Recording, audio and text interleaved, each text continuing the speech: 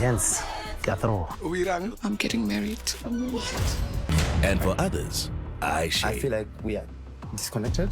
Welcome back to the channel, fam. If you're new here, hit that subscribe button and turn on the notification bell. Set it to all so you don't miss out on anything. Now let's get into this. Married at First Sight Season 3 trailer is out, okay? And already I can see the drama. And it seems like it's gonna be a very drama-filled season. It feels like Married at First Sight Season 2. I can see that from afar. It seems to me like it's gonna be Married at First Sight Season 2 2.0. That is what it seems like to me right now, because already I can see this guy who's reminding me a lot of Tsepo. The way I'm in a relationship. there will be moments that will make your heart soar and moments that will make you hold your breath. I can't. Just calm down. Not never do it. Okay. Sounds like a command. This girl is bawling her eyes out. Am I stupid? Am I stupid? Oksalayo.